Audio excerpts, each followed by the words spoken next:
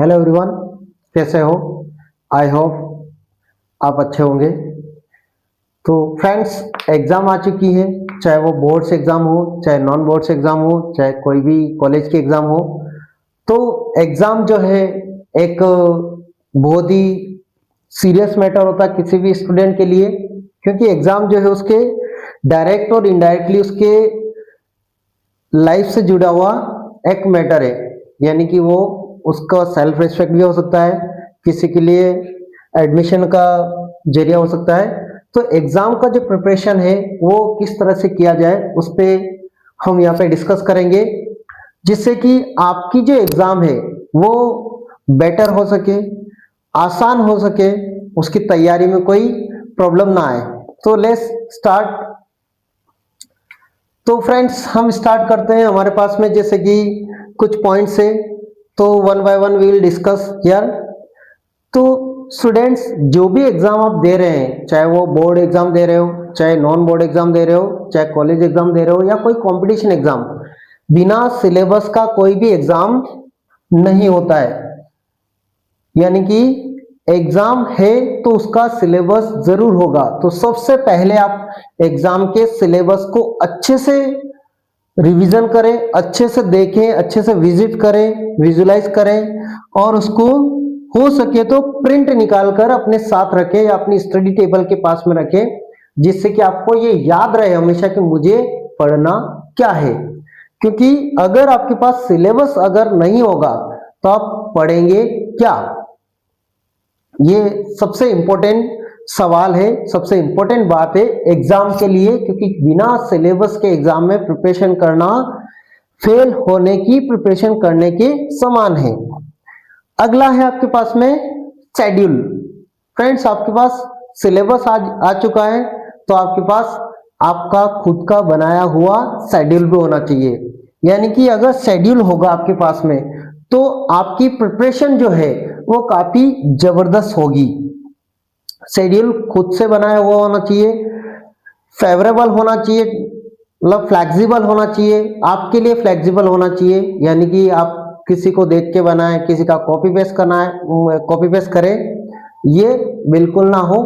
आपका अपने लिए बनाया हुआ आपका खुद का शेड्यूल होना चाहिए, जिससे कि आपको मैथ्स कब पढ़ना है, साइंस कब पढ़ना है, फिजिक्स कब पढ़ना है, केमिस्ट्री कब पढ़ना है, बायो कब पढ़ना है, अकाउंट कब पढ़ना है, ये सारी जो चीजें हैं आपको पता रहे। तो शेड्यूल आपके पास में होना चाहिए। बिना शेड्यूल के आपको एग्जाम की प्रिपरेशन नहीं करना चाहिए। शेड्यूल यानी टाइम को इंपॉर्टेंस देते हुए। और जब आप एग्जाम का शेड्यूल बनाएं तो उसमें टाइम मैनेजमेंट की काफी ध्यान रखें। आप पढ़ते समय ये ध्यान रखें कि किस सब्जेक्ट को कितना टाइम देना है, कब कौन सा सब्जेक्ट पढ़ना है। जो सबसे कठिन सब्जेक्ट है उसको पहले पढ़ डालिए। ज्यादातर बच्चों की और आदत होती है कि वो जो मेन सब्जेक्ट है, यानी कि जो टफ सब्जेक्ट है, वो जो उनके लिए मुश्किल सब्जेक्ट है, उसको टालते जाते और वही एंड में मुश्किलें खड़ी कर सकता है। तो जो सबसे ज्यादा मुश्किल सब्जेक्ट है उसको आप उस टाइम पे पढ़े जिस टाइम पे आपका सबसे ज्यादा पढ़ने का मन हो रहा है।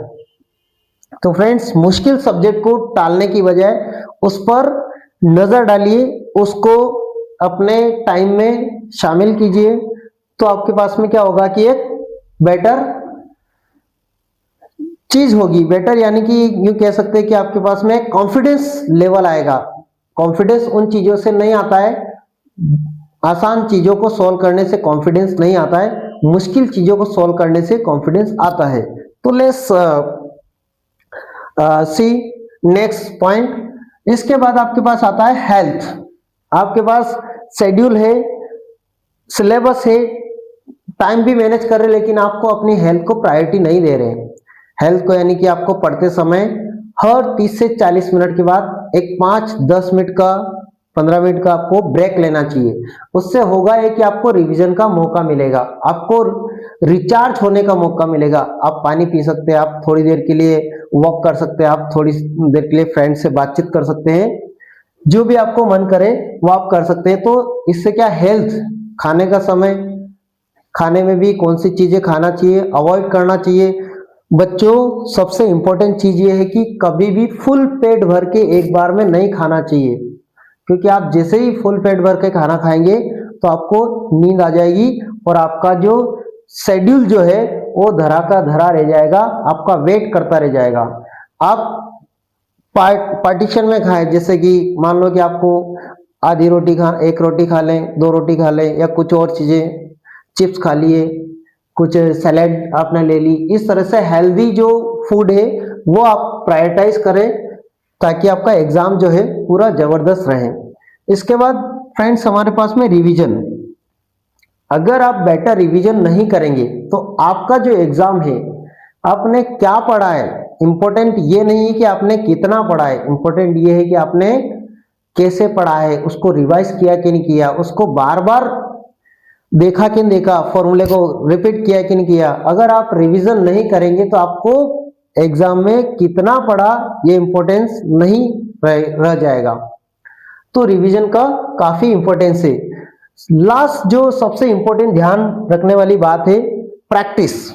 अगर आप लिखने की प्रैक्टिस नहीं करेंगे, प्रेजेंट करने की प्रैक्टिस नहीं करेंगे कि आपको किस तरह से किस क्वेश्चन को कैसे अटेंड करना है, सबसे ज्यादा जो प्रॉब्लम होती है स्टूडेंट्स में को क्वेश्चन नहीं समझ पाते वो एग्जाम में। एग्जाम का क्वेश्चन नहीं समझ पाएंगे तो आंसर कैसे लिखेंगे। अगर क्वेश्चन नहीं समझ पाएंगे तो आंसर लिखने में प्रॉब्लम होती है। कभी घर आके देखते हैं पेपर सोल्व करने, अरे यार इसका आंसर तो ये होना चाहिए था, और ये क्वेश्चन का मतलब ये था क्या। तो ये सारी जो चीजें हैं आपको प्रैक्टिस से आएगी। क्वेश्चन को समझने की भी प्रैक्टिस करना पड़ती है, क्योंकि क्वेश्चन कभी कभी क्या करते हैं, हमको क्वेश्चन रट लेते हैं, आंसर रट लेते हैं, नोट्स रट लेते हैं। कहीं भी पूछा, जैसे वो वर्ड के बारे में पूछा है, कोई भी डेफिनेशन पूछा है तो पूरी जो आपको याद है वो लिख के आ गया है। कभी कभी क्वेश्चन जो है अलग अलग तरीके से आते हैं, क्यों है, रीजन है, लाइक दैट क्वेश्चन आते हैं। तो प्रैक्टिस करेंगे तो आपको प्रेजेंट करने का एक तरीका पता चलेगा।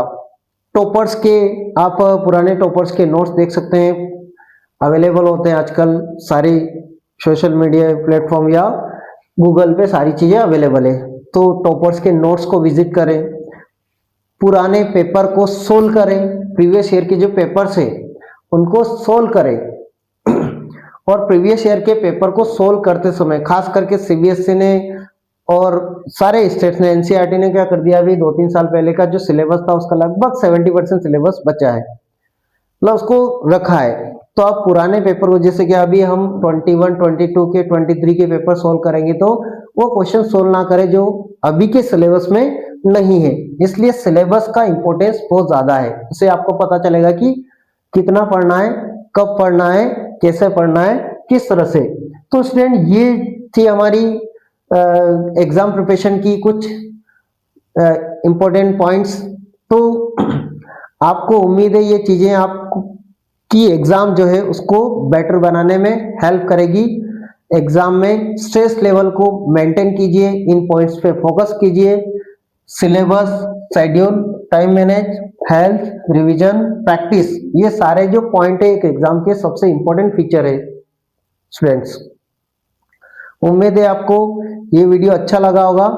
अगर आपको ये वीडियो अच्छा लगा हो, आपके प्रैक्टिस में, आपने एग्जाम की प्रिपरेशन में हेल्प मिली हो, तो वीडियो को लाइक करें, शेयर करें और चैनल को सब्सक्राइब जरूर करें। Best of luck, thanks.